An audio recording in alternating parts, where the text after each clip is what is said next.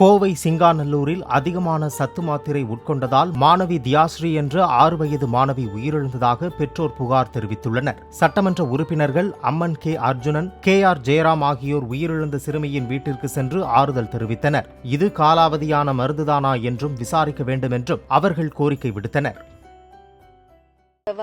ஸ்கூலுக்கு போயிட்டு எப்போ போல விளையாண்டுட்டு தான் இருந்தாங்க சார்.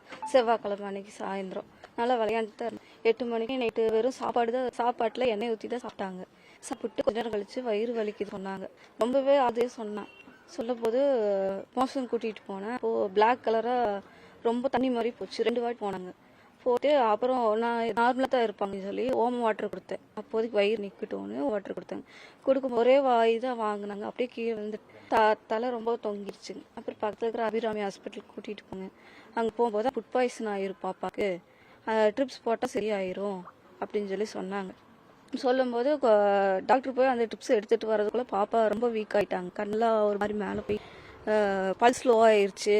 ஐசியூவில் தான் வைக்கணும், இங்கே உங்களால் இங்கே வச்சிருக்க முடியாது, அதனால் நீங்கள் GH கூட்டிகிட்டு போயிருங்க அப்படின்னு 108 வந்துச்சு சார்.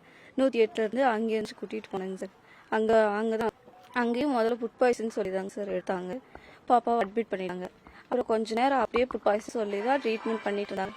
பண்ணும்போது கொஞ்சம் நேரம் கழிச்சு பாப்பாவுக்கு வயிற்றுக்கனவே கட்டி ஏதோ ப்ராப்ளம் இருக்குல்ல, அது இப்போ உடஞ்சிருச்சு, வயிறு பூரா இன்ஜூராக இருக்குது அப்படின்னு சொல்லி கொஞ்சம் நேரம் சொல்லிட்டு இருந்தாங்க சார். அப்புறம் பாப்பாவுக்கு லூஸ் மோஷன் கூட போகல சார். மோஷன் போகிற இடத்துல பூரா ப்ளீடிங் தான் ஆச்சுங்க சார். வெறும் ப்ளீடிங் தான் இருந்தது. அப்போ கிளம்பிட்டு ஒரு 8 மணிக்கு மேலேங்க சார் பாப்பாவுக்கு அப்படி ப்ளீடிங் போகும்போது அதில் ஒரு டேப்லெட் வச்சுங்க சார். டாக்டர் இது என்னமோ டேப்லெட் பாப்பா இருக்கா, இது என்னென்னு வீட்டில் தேடி பார்த்துட்டு வாங்க, மேலே ட்ரீட்மெண்ட் கொடுக்கலாம் அப்படின்னு சொல்லி சொன்னாங்க சார். வீட்டுக்கு வந்து பாப்பா பேக் செக் பண்ணும்போது பாப்பா பேக்கில் 3 மார்க் கிடந்ததுங்க.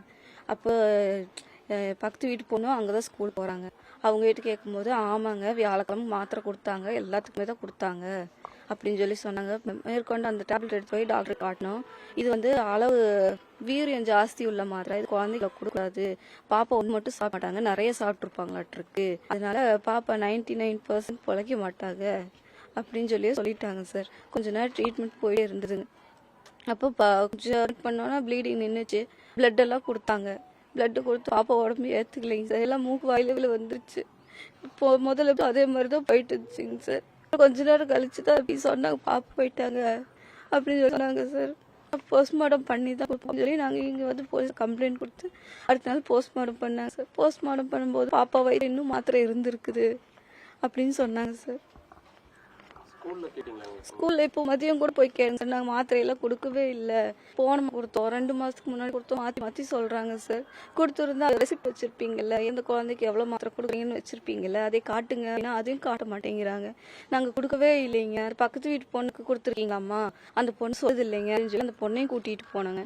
அவங்க மிரட்டுற மாதிரி அந்த குழந்தைகிட்ட உனக்கு யார் கொடுத்தா இத்தனை மாத்திரை, ஒரு மாத்திரை தான் எல்லாத்துக்கும் கொடுப்போம், இவ்வளோ ஸ்ட்ரிப் உனக்கு யார் கொடுத்தா அப்படின்னு சொல்லி அந்த பொண்ணையும் கேட்குறாங்க. சரியான பதில் சொல்ல மாட்டேங்கிறாங்க சார். ஸ்டேஷன்ல இதே தான் மாத்திரை சாப்பிட்டா பாப்பா இறந்துருக்காங்க அப்படின்னு சொல்லி தாங்க சார் சொல்லி கம்ப்ளைண்ட் கொடுத்துருக்கோங்க சார்.